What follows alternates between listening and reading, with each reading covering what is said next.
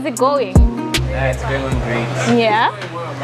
Okay, for one, I'm very excited that I'm here because I never thought that this much people, or even the number of people that are on the group, are very passionate about personal development. I've always been passionate about it, but I couldn't get that community, you know, people that you can share with. So it is a pleasure to have you here. Thank you so much for coming.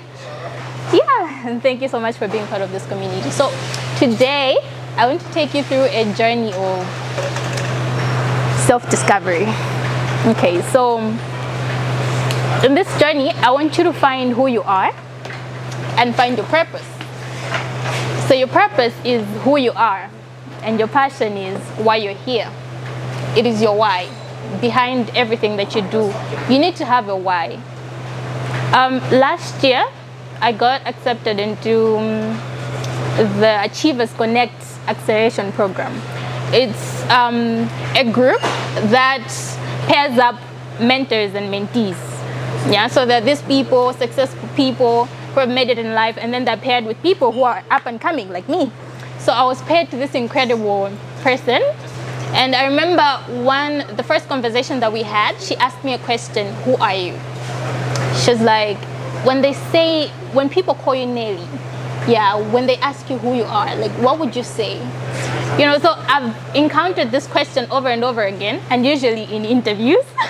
And I went on and on about the things that I do. I was like, I'm a writer, I do this, and I do that. And then she let me finish. And then at the end, she was like, I'm hearing a lot about the things that you do, but I'm not getting the essence of who you are. I want to get who you are. Because what if what you do changes? Yeah, let's say now you're a writer, and then you're a photographer, or you do something else. What happens? Do you lose your sense of self? Or do you become something else entirely? So that really got me thinking. You know, she encouraged me to go on a journey of self-discovery, to discover who I am and to discover why I was put on this earth. And I went on and on. I read books. I went on I went on YouTube, looking at TED Talks. Like, how do I discover who I am? How do I discover my purpose? Because she made it seem really important. Yeah, she was like, if you know who you are, you know what you stand for, you know what it is that you do that aligns with who you are, and then if you do something that doesn't align with it, you can easily course correct. Yeah, if you're out of character, you can easily come back and say, no, that was not who I am, this is not who I am. Then I can come back to who I am.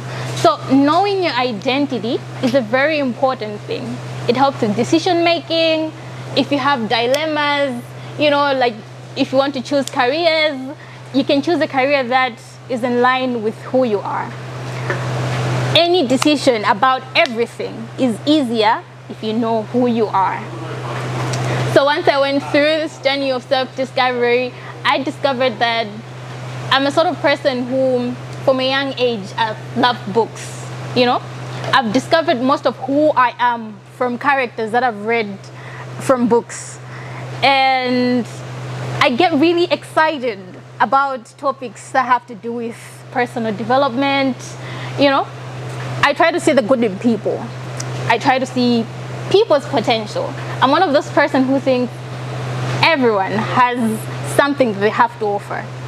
All of us have potential. We just don't know it yet. Most of us are very incredible, but we have not discovered who we really are. We have not discovered what it is that we can do, our potential. We have not tapped into that yet. And it made me come to the realization that my purpose in life, what I want my purpose in life is to be, to help people uncover who they really are. To help people uncover their true and highest potential. Whatever it is that you can do but have not tapped into yet, that is what my purpose in life is.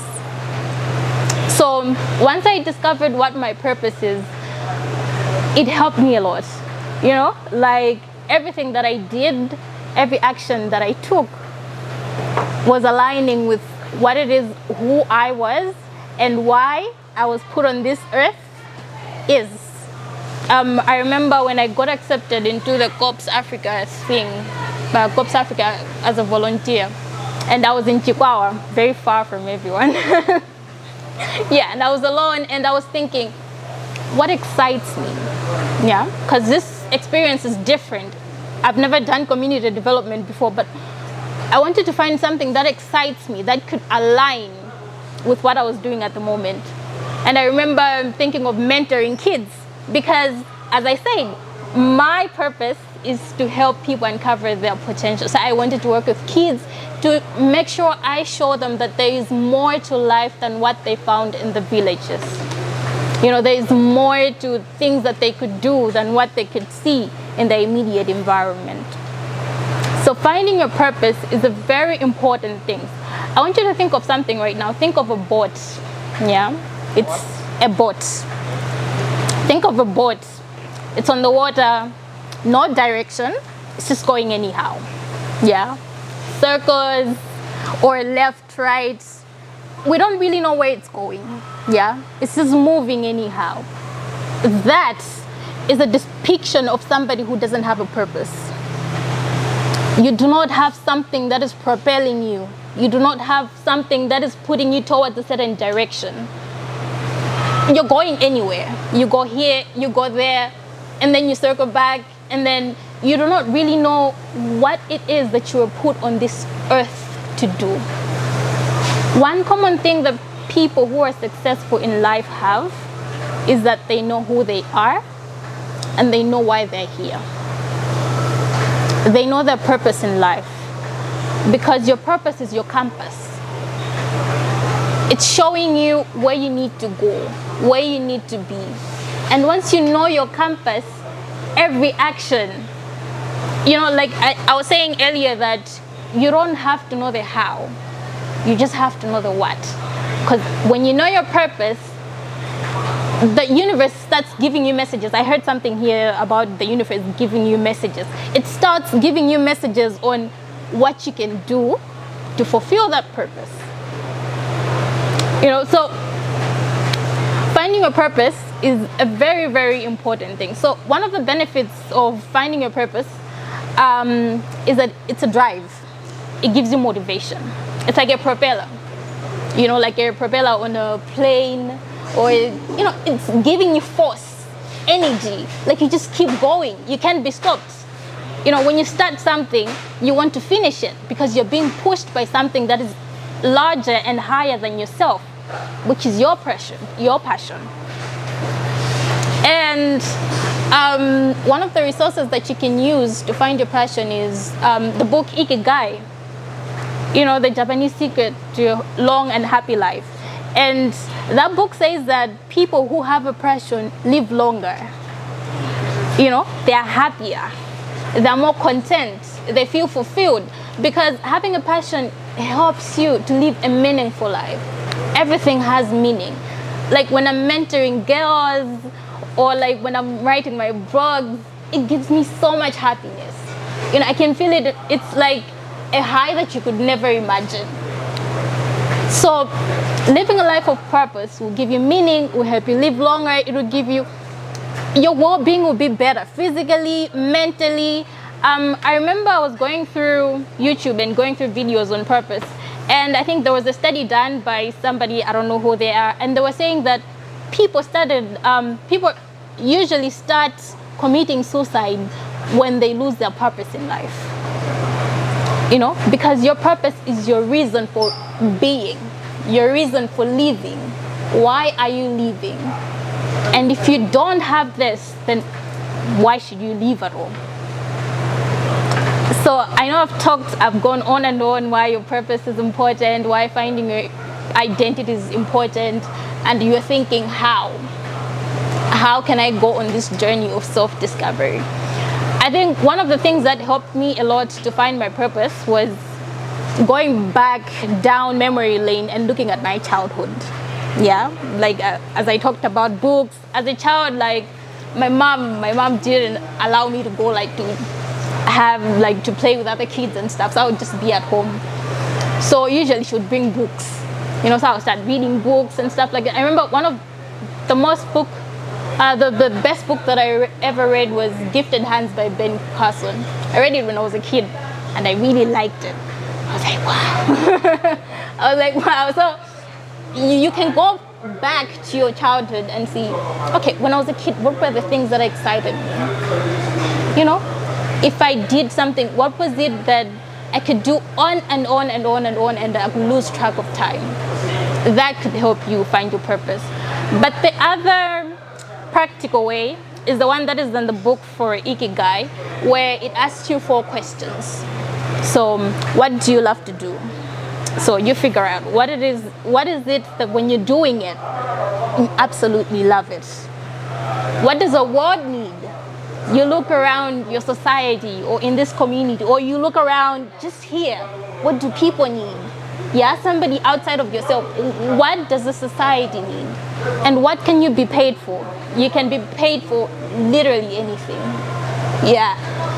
My parents, one of the funniest things that has happened to me is that my parents never thought that writing was something. Yeah, I remember one time I was telling her that I'm attending a Zoom meeting where they're teaching us about writing articles. And then she was like, she was laughing, and my cousins and everybody was laughing. It was like, because I was in my room and stuff like that, and they were eating, and they were like, why are you just holed up in there? But I remember her being excited once she realized that I could be paid for writing. So you can be paid for anything. So what can you be paid for? What does the world need? What do you love? And what are you good at? I can see a lot of people here who have like so many skills. I believe you have so many skills. Those are the things that you're good at. And at the intersection of all these questions, what do you love? What does the world need? What can you be paid for? What are you good at? Is where you find your purpose. And what the Japanese called your ikigai. That's how you can find your purpose. Into what to discuss for next month. The floor is very open. We're already giving my suggestions on what we can do, but I had an idea. I thought that we already started talking about it. I think you brought up the topic of Vamalav. Yes, but it was cut, I think. So there's this book by John Gray. Men are from Mars, women are from Venus. Or is it that way? Have you read it before? Okay, great. So, personally, no, it's not here, but we have a soft copy. So, personally, what this book is about is pretty much trying to understand who men are and who women are. I, for one, want to understand why men are always logical with everything. And I'm pretty sure men want to understand why women are usually emotional first about certain situations. So I thought that would be enough for a topic for next month. That's March. But like I said, the floor is open. If you would have any other topics that you want us to go for, then feel free and bring up suggestions.